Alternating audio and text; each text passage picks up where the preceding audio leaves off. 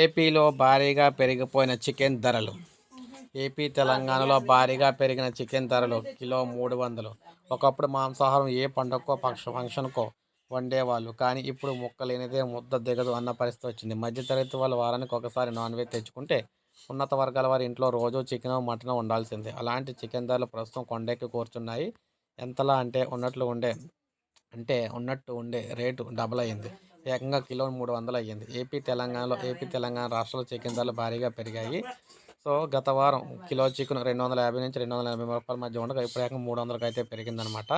మరో 2 నెలల వరకు ఇదే పరిస్థితి కొనసాగే అవకాశం అయితే ఉంది. మరి చికెన్ ధర ఇంతలా పెరగడానికి గల కారణం ఏంటంటే, మండుతున్న ఎండలు, వాతావరణ మార్పుల కారణంగా కోళ్ళ ఉత్పత్తి బాగా తగ్గిపోయింది. మార్చి, ఏప్రిల్ వరకు ఇదే పరిస్థితి ఉంటుందని అన్నారు. కాస్త ఊరట కలిగించే అంశం ఏంటంటే, మొన్నటి వరకు రూ. 7 పలికిన గుడ్డు రేటు ఇప్పుడు రూ. 5కే వచ్చింది. ఇక తెలంగాణలో కూడా ఇదే పరిస్థితి అయితే కొనసాగుతుంది. సో, ఈ విధంగా గుడ్ల రేట్లు అయితే తగ్గినాయి, మాంసం రేట్లు అయితే పెరిగినాయి అనమాట.